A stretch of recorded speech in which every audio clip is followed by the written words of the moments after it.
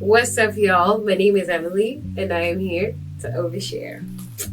I know, I look nice. Hi.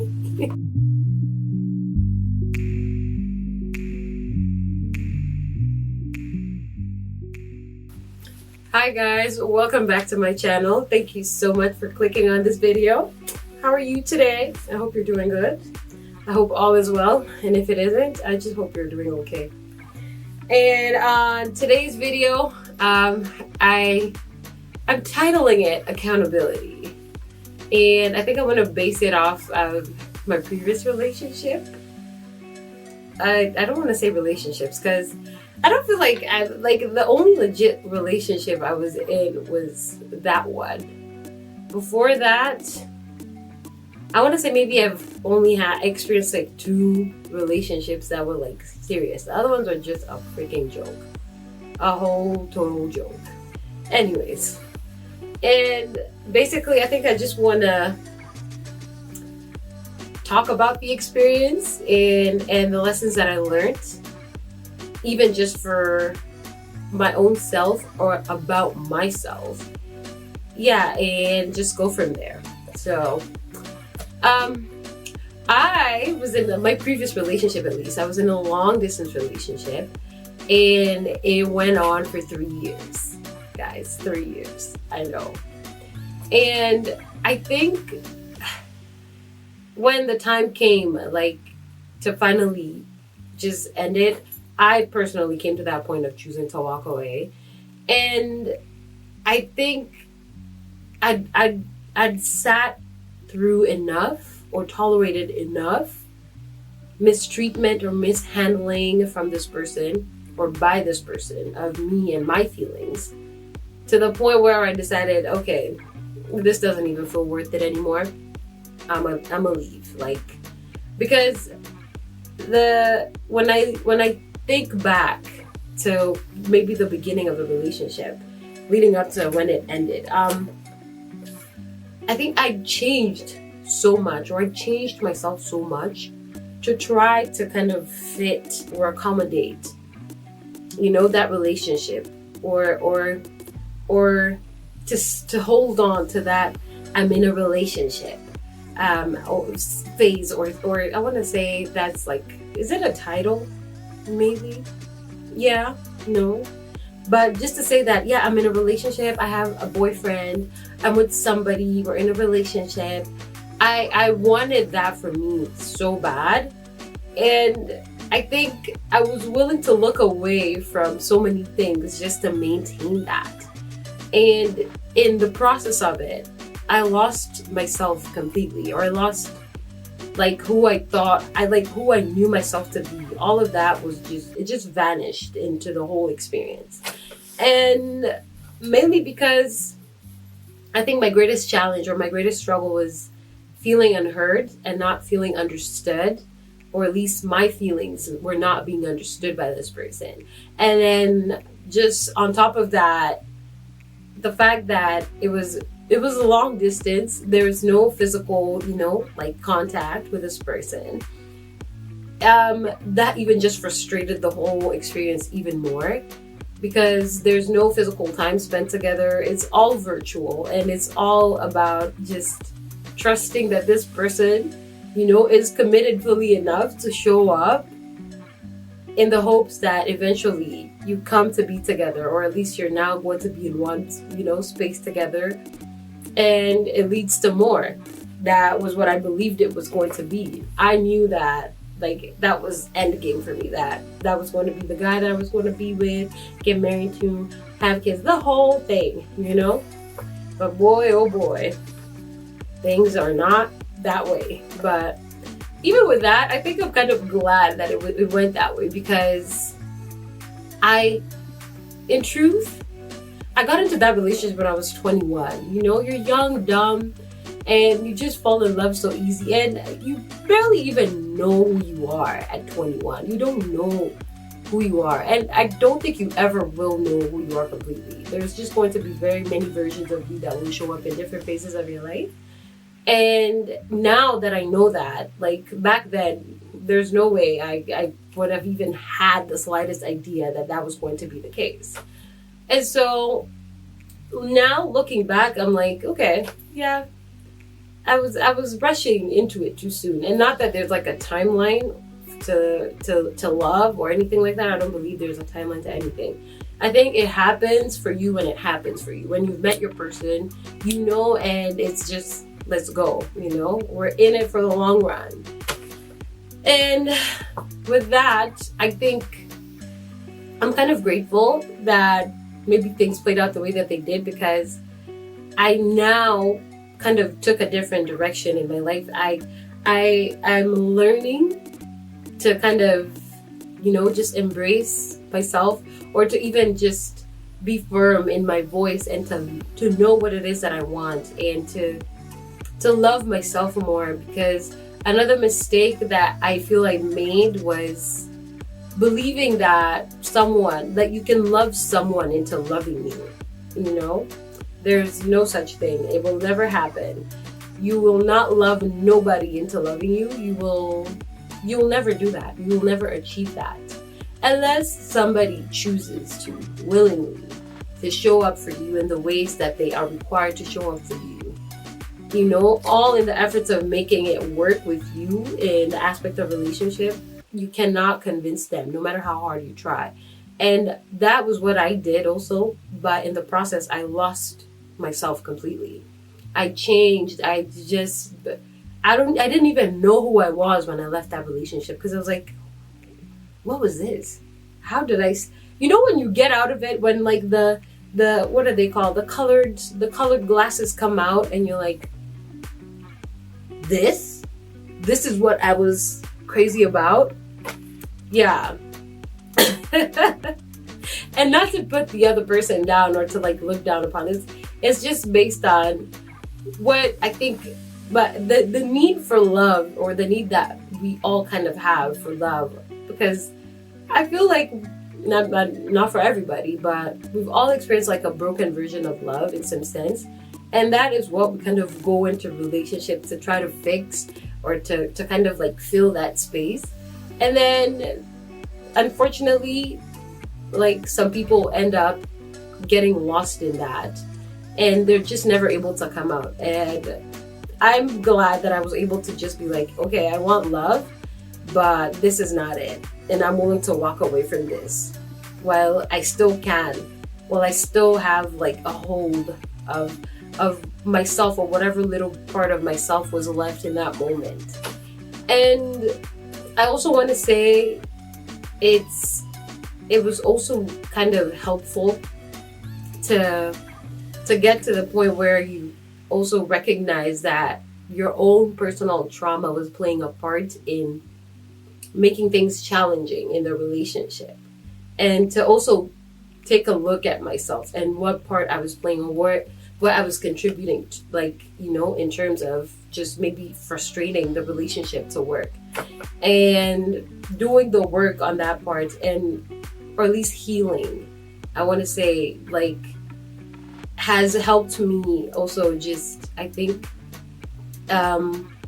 embrace that I was in that, and not beat myself up for it, and to know what it is that I want moving forward, and how I also show up better for myself first before I show up for any person like that.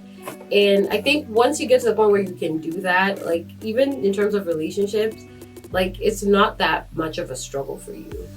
And I believe it's required for you to kind of get that sense of assurance, and or reassurance from this person, because it kind of fuels that belief in yourself as well.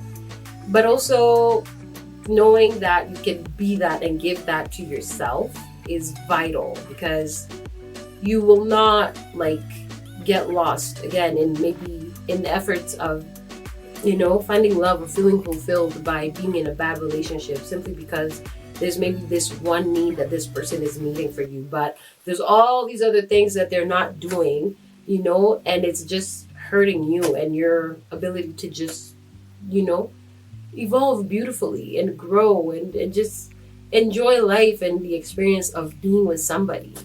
Because I think for me, I find it so pointless to be with somebody that you know fully well, I can't stand you. Like, there's a part of me that just knows you're not it for me. But here I am still staying, just because I feel like there's this one need that you're meeting, or because I don't want to let go of this, because it feels like if I've lost this, then I've lost it all. Like, I would rather take that chance. And I find that most people aren't able to do that, And it's easier to just put up a show and be like, yeah, we're doing great, everything is fine. Well, in truth, behind closed doors, shit is bad, And with that, I think I also want to say, learning to love myself out of being in a relationship that kind of led me to a point of not loving who I was has been amazing to get me here and now to the point where I can choose that, no, this is not a must. I would love to have it, but if it means hurting myself or putting myself in a bad position just to say that I have it, I would much rather not, And I think, what did I learn? I want to say I learned that you can't love someone into loving you. And another thing I learned is that you have to speak up. You have to voice your needs, and be adamant about it.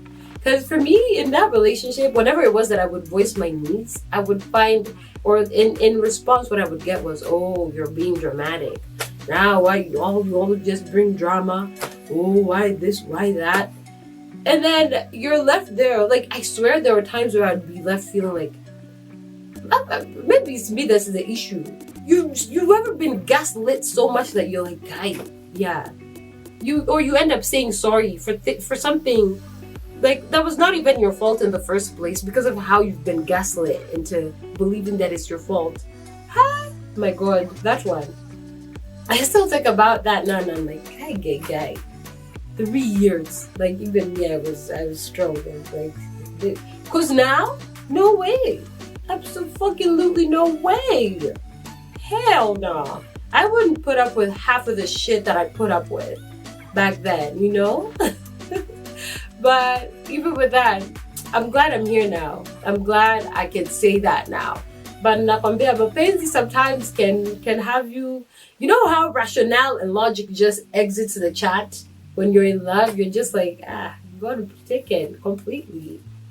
Now I'm like, yes, I can have that sense of feeling for you like that, but I can also still take a step back and be like, okay, where's the logic and rationale in this? Like, I hope I'm still in touch with that, because if you're not, well, you will be stuck, or you'll put yourself in a prison that will just leave you even worse, And I've seen people who have completely lost themselves or their sense of self out of staying in, I want to say, abusive relationships or marriages, whatever the case may be, or just staying in a dynamic that, quite frankly, has just been bad for them.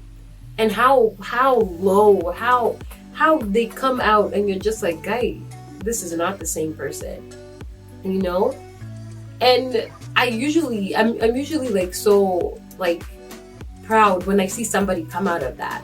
There were times where you would judge somebody and be like, I don't even know why they say, but based on, I think, individuals and how they probably respond to trauma and whatnot, everyone I think takes their time, or at least gets in that process differently than maybe I would, or everyone has just their own individual way of responding to things. And sometimes you may think that, if it was me, I would never. And then you find yourself in that and you're like, what? Okay. Now I kind of understand why this was the case for this person, So yeah. And even for me, like, I think looking back, I was like, guy, 3 years. I was okay with that. Like, girl, what was going on? you know? But anyways, um, with that said, I don't think I've given up on love. I don't think I've decided that I will never love again. No, no, no, no, no, no, no. I still believe in it very much. It's just that I think there's so much more that goes into love, or at least how I understand love now is very different. Like, or the things that we've kind of grown up to see, I think in movies, how it's romanticized and all of that.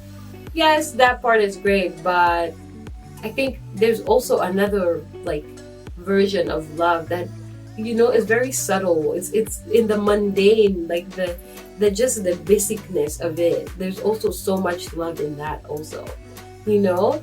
And I want to experience that with somebody. I absolutely do. Why not? And yeah, another thing I learned is love you first before anything else. Love you first. Because if you can't love you, nobody will. And there are people that are like probably malicious enough to manipulate that to their advantage and to probably keep you in a place of access because there's something they're getting out of it. And they will fool you and lure you in and say all that you probably want to hear and all these things, all in the name of them benefiting out of you being in that state. And if you can become aware of that, the better for you, And it just starts with you loving you. So love you first before anything else. Before placing something, someone like above all you first. And I think it also kind of has to or at least it goes with for me, I find loving yourself is also a form of kind of, I think, having a sense of relationship with God, because you are the representation of God in whatever fashion that you show up as, and you have to love that part first. Loving you, I think, is close to the love or relationship you have with God overall. And if you can establish that in your life first, then everything else will kind of fall into place, whether it's in the aspect of dating or finding love and any and everything else. So yeah, love you first. And anything else I want to add? I think it's just that that you can't love no one into loving you, and love you first. And somebody will change if they choose to. You can't make nobody change unless they want to, And if you find yourself doing that, a lot of times it will be that you're slowly losing yourself, or you're losing touch with parts of yourself that will eventually lead you to not loving yourself. And then you're caught up in this vicious cycle. And you don't want that. You really don't. It's bad for you. You'd rather be single than lonely than to be in love with the wrong person, because the dark hole that could take you into is very hard to come out, and most people don't make it out. Some people get lost in that completely. And if you can get yourself out of it, find courage in whatever way you find courage to get out of a relationship that fully well is not good for you, it's just bad. You're in a bad relationship. Get out before you lose yourself completely. And yeah, that's about it. That was more of a rant, honestly. But yeah, I want to say in terms of accountability, getting to know the part that you played, getting to know what traumas you've maybe experienced in your life play in keeping you in dysfunctional relationships or interactions.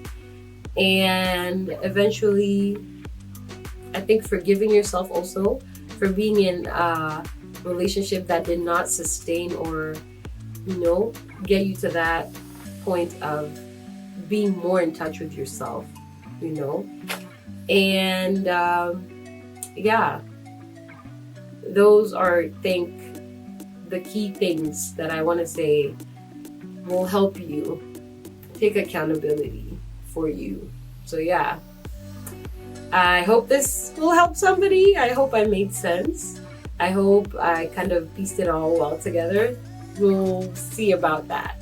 But yeah, that's it, I want to say. And if there is anything that I've left out in terms of accountability, please feel free to comment and just add it on there. Talk about it.